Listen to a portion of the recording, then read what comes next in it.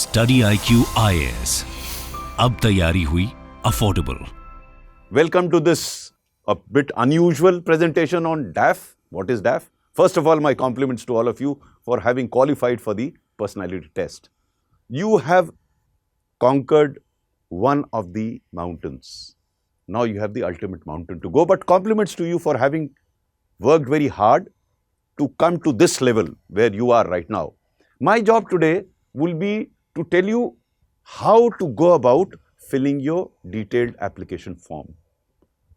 Now, my experience in the past 4 or 5 years as I have tried to guide some of the aspirants like you who did well in the mains exam and qualified for the personality test is to tell them that DAF is an extremely important document on the basis of which your questions will be asked in the personality test.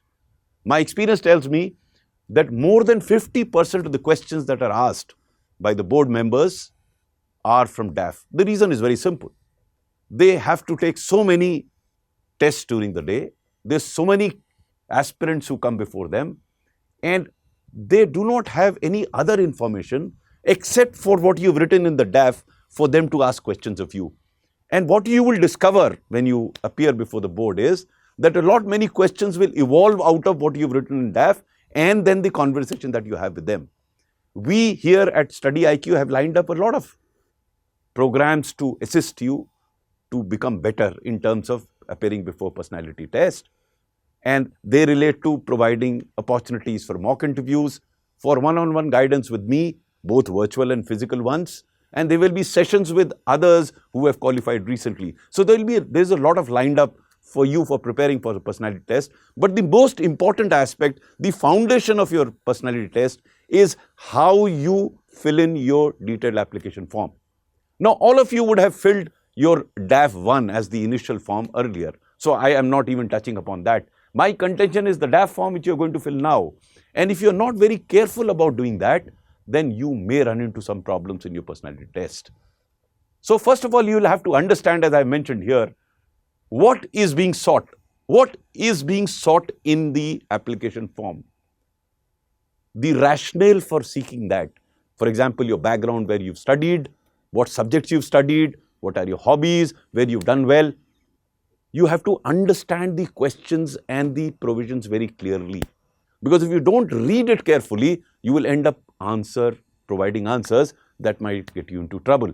We have some slides subsequently where we will try and explain what errors have been made by some people in the past. You should not make those errors. Be very careful about how you fill your form. So the first point that I mentioned here is what is being sought.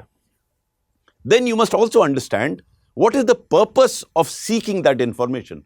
So when they ask you about your hobbies, then you have to write about your hobbies. I mean, there can hardly be an individual who doesn't have a hobby. For example, in my understanding, hobbies actually means what you do during your spare time. Now, you can't say that I don't have any hobby. You have to have some hobby. You will be doing something in your spare time, but don't write something which is totally outlandish, which actually is not your hobby and written there. And this brings me to the next point, which I mentioned here. You have to be truthful. Don't mention anything in the detailed application form which is incorrect to your understanding. So it has to be truthful. You have to be honest to yourself, because those are very smart people sitting that are interviewing you. And they will catch you immediately if you are not truthful. So be truthful right from the word go. And then be precise. And I'll give you an example or examples of people who are not precise. As I said earlier, since your questions are going to be based on what you write, if you write vaguely, then they can ask anything under the sun. They can. But if you write vaguely, you unnecessarily give them an opportunity to ask things which you are not prepared for. So be careful about what you are writing. It has to be very precise, and we'll give you some examples of that. And the third point here, which I mentioned here, don't boast, is very important. You know, the whole objective of DAF is to provide information about you. Now, you don't have to say, I did this, I did that, because mind you, you are not going to be given marks on what you write in DAF.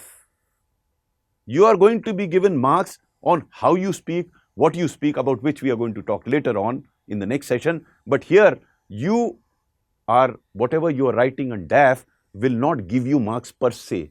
Marks will be given to you by what you speak, how you answer. That is what is going to be the determining factor in your personality test, not about your boasting. So, for example, if you have done extremely well in an examination earlier, or you've achieved a particular rank, or probably you've represented the country in a particular sport or a state in a particular sport, that in itself will not give you more marks. The primary objective of DAF, and you should all clearly understand, is to provide information to the people who are going to ask questions of you, because that helps them structure their own questions. So again, at the cost of repetition, I'd like to say that what you write in DAF will not give you marks. So be careful about what you write. What will give you marks is the questions and the answers that you give to the questions that are asked of you.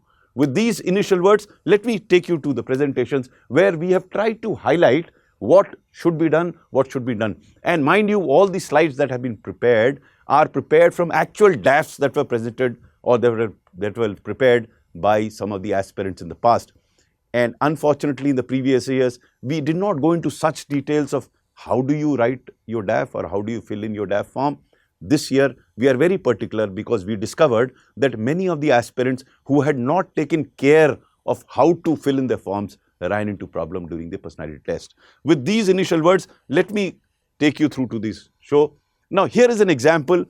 As you would have all got to know by now, in DAF 2, you have to write what you've done in class 10 and 12. Again, here I am repeating again, what you fill here is an input to the interviewer or the board member to ask you questions. And here, look at one of the aspirants wrote science. What is required here is what were the actual subjects that you had taken.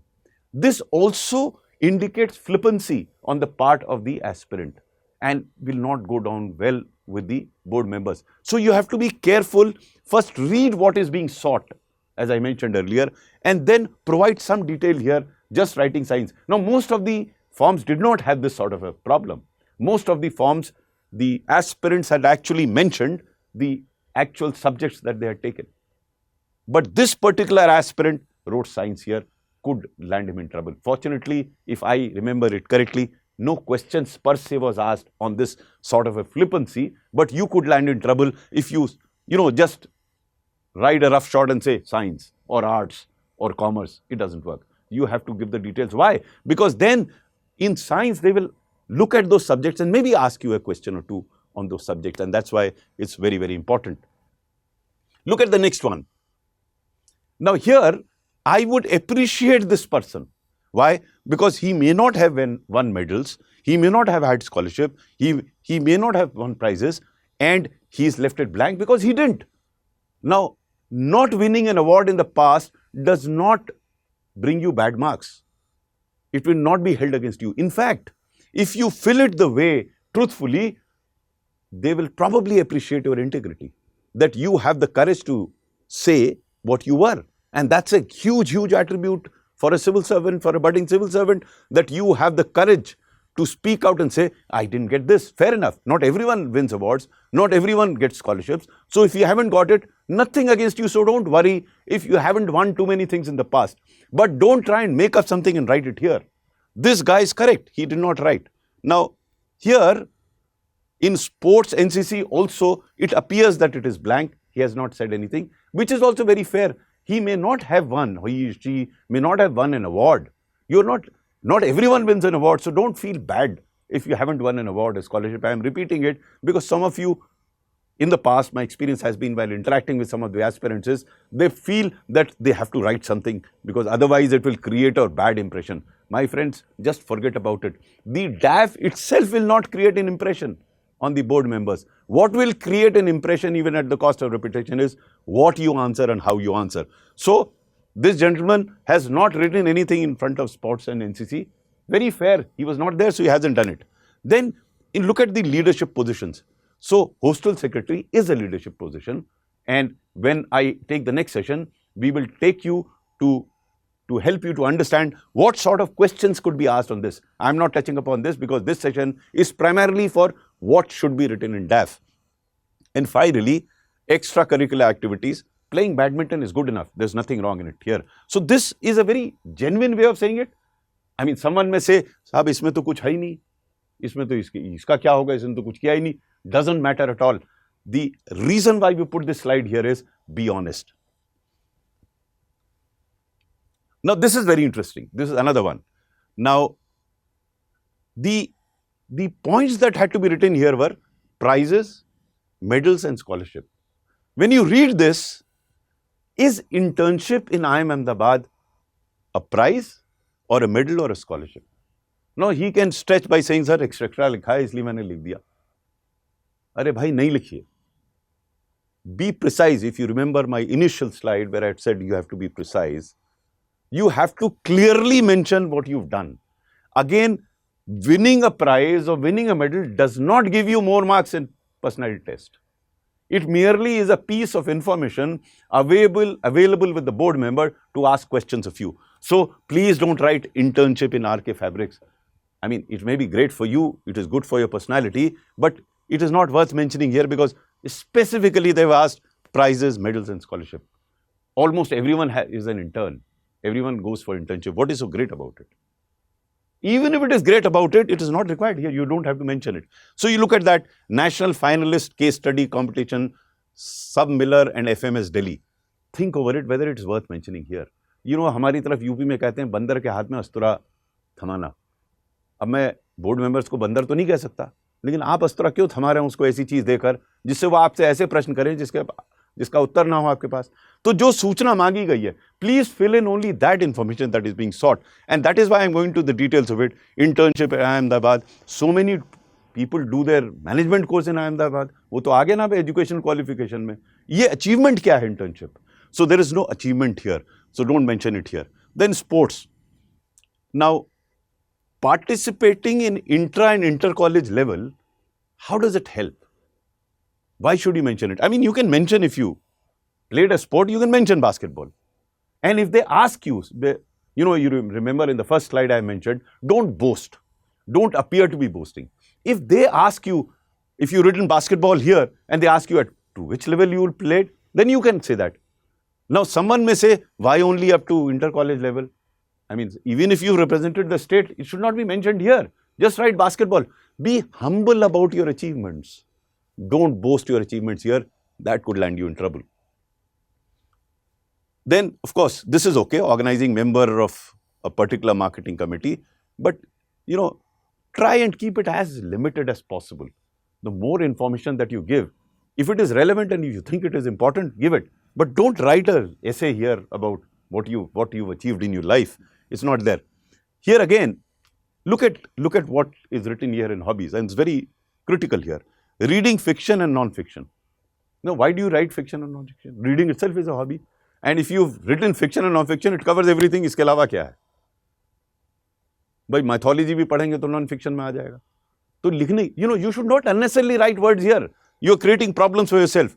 Then painting is fine, etymology is fine, learning new languages is fine, traveling is fine. But I thought if you write 5 hobbies, they will ask you, आप बाकी कुछ करते हैं नहीं सिर्फ hobbies करते हैं. So you have to think twice. And that is why, as I'll mention later on also, before you submit the form, it would be worthwhile running it through the StudyIQ, because they will see if you have written something which might land you in trouble. Now, this is another example where I'm not going to the entire thing, but you look at what is written here, which could put somebody in trouble. Climate change policies for just and equitable transition. अरे भाई, आपको अगर लिखना ही था तो climate change लिख के छोड़ दीजिए उसको ना. आप क्यों just, equitable, transition ये सब क्यों लिख रहे हैं? The moment you write this, they will ask you about what is just, what is equitable, what is transition, and you will run into problems. If you are comfortable with that, fair enough. But try and keep it as precise and short. Here it is not. Participating and organizing youth parliaments and model UNS. फिर following climate change policies and reading biographies, teaching underprivileged kids. By my understanding is, if you are preparing for the civil service, you will have time for 1 or 2 hobbies. Not as many hobbies as here. So think over it before you write, and that's why this was kept here. So, because here it appears too elaborate. Don't, as I keep saying, marks will not be given to you on what you write here or what you've achieved in the past. Marks will be given to you what you do in the interview. This is basically primarily to assist the board members, to evaluate you, to ask questions of you. Here, look at the leadership positions. Now, you have written year-wise what you've done. आप इससे पहले की भी अगर ये मैंने जब आए थे तो मैंने से पूछा 2016 के भी लिख देते, 2015 के भी लिख देते, क्यों भाई? You have to keep it precise to the point. You don't have to necessarily write everything. If you had to write convener model in UN, Parliament Society, अब वो of MIT Law School, Delhi, इसका कोई मतलब नहीं है. See, every word is important here. By writing MIT Law School, I'm not against it. What I'm saying is, you should be aware then they can ask you questions on MIT, Law School, and variety of questions associated with it. So what you write here is very important because this is the only document before the board members for them to study and ask questions of you. So be careful about what you write. Now, how is AIR 3491G Advanced 2014 and AIR 1041 a prize or a medal or a scholarship? You must question this when you write here. Now, this gentleman has written it as his prize, medal or scholarship. And this is not the only example. There are many such examples where what you've done, you may deem it to be a prize or an achievement, maybe. I wish they had used the word achievement here, then probably we could have justified it here. But what it says is prizes, medals and scholarship. Getting a particular rank, and since this guy had 3,491, there are 490 people above him. So all of them are going to write it here. Does it serve any purpose? The whole idea of showing these slides to you is that you have to be extremely careful about how you fill in your DAF form, because you will already be now in a situation to write your DAF form, fill in your DAF too. Be very, very careful about what you do. Then, in extracurricular activities, now this is a dangerous thing that you write, philosophical reading. Everyone who's sitting on the other side of the table where you will be interviewed, everyone is a philosopher. And he has his own philosophy.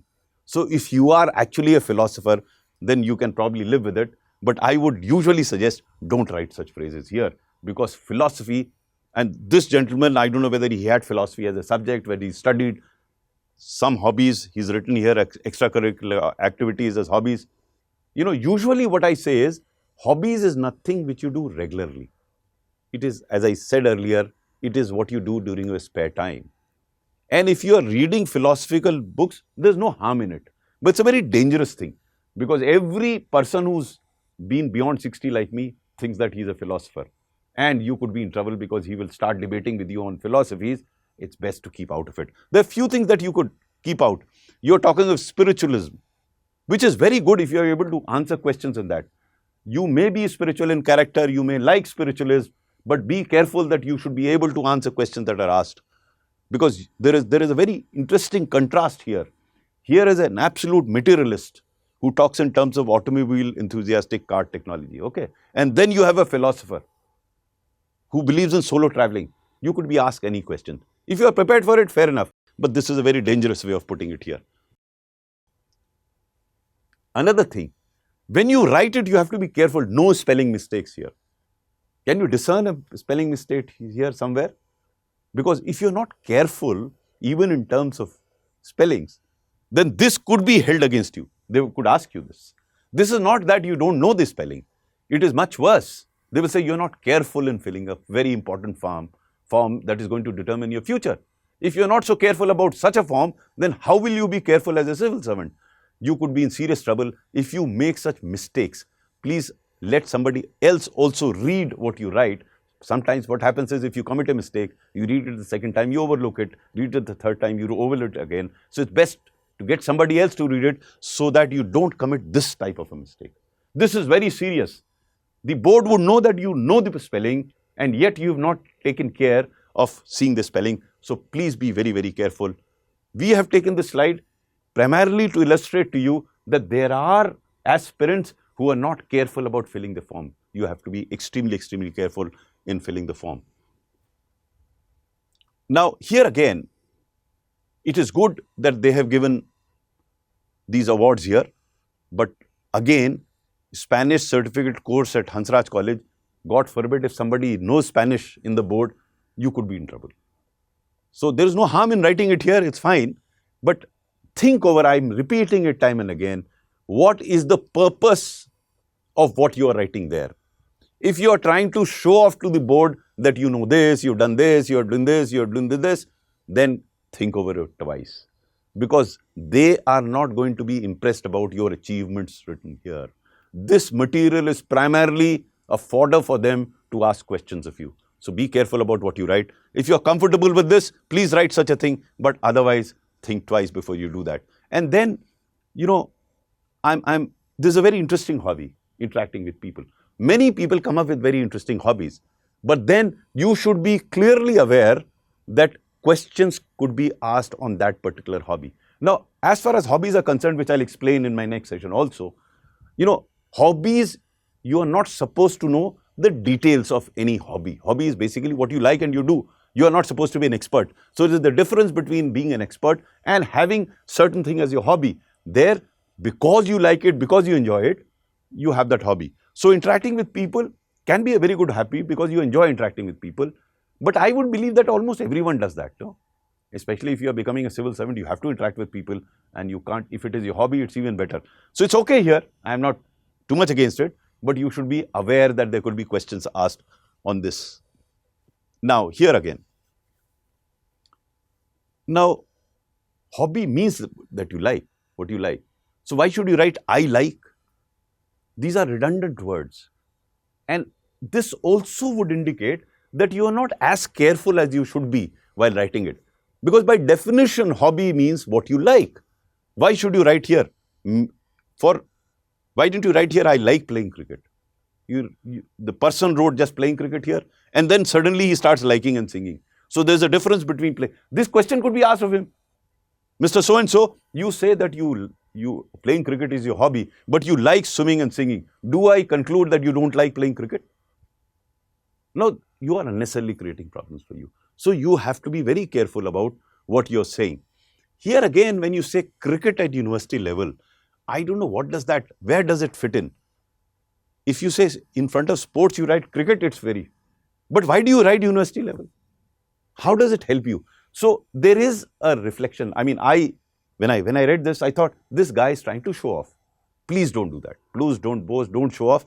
Cricket should have been good enough there. You don't have to necessarily write things for the sake of writing them. No, or to show off. Please don't do that. Look at this. Comprehending the design behind our universe. Now again, वो मैंने पहले कहा था ना, बंदर के हाथ में अस्त्र देना, पूरा आपने अस्त्र जिस व्यक्ति ने दे दिया अस्त्र. आप क्यों इतनी कॉम्प्लेक्स चीज लिख रहे हैं? Can't you make life simple, your own life simple and expression simple? Now this is something on which they can actually go into the details and you could be in trouble. On comprehending the design, use simple phrases, simple things. जैसे पिछली slide में कहा था, hobby क्या है, cricket लिख दिया. Hobby क्या है, वॉचिंग मूवीज लिख दिया. हॉबी क्या है, बुक्स लिख दिया. अब जहां आप डेफिनेशन पे गए बुक्स पे, तो आप फंसेंगे. If you write books, you can, if they ask you what sort of books do you read, then you can say fiction, non-fiction, which thing. But why give the details here? So, my friends, this DAF, I am repeating again and again, DAF itself will not give you marks. So, you have to be very careful about what you write and how you write. Now, this is something here, those of you who want to seek further guidance, because we'll have a series of sessions. The next session would be on what sort of questions could be asked on DAF, because this is about how to fill the DAF. In next session, we have a number of slides from the experience that we've had with other aspirants in the past. We've taken their records and we worked out a presentation where we explain as to what sort of questions could be asked on the DAF that you fill. As I said in the beginning, more than 50% questions are asked from what you write in DAF. So if you've prepared that well, if you anticipated those questions, then the chances are that you're going to do well. So if you want to join that, please go and fill this form. We'll immediately get in touch with you and you will be a part of all the sessions. I am repeating it once again. It will not be the session that I will take, next one regarding the questions on DAF. I will be taking many more sessions thereafter on individual problems also. I will also be interacting individually with aspirants who are desirous of it, and this interaction could be physical, it could be virtual. So these are the sessions that I will take. Apart from that, StudyIQ is also organizing mock interviews, series of mock interviews, and we will also have interactive sessions with officers who qualified recently. So they'll be able to give you a better idea as to what sort of questions that are asked. So there will be a lot of guidance available to you. And I'd like to reiterate, which would be known otherwise also, that this is being done gratis. There is no fee being charged for guidance in the interviews program. So make use of it. If you still have any queries, you can go here and post your queries and we'll try and reach out to you. Thank you very much. All the best to you. Congratulations once again for having qualified for the personality test, and hopefully you'll do well in the personality test as well. God bless you. StudyIQ IAS. अब तैयारी हुई affordable.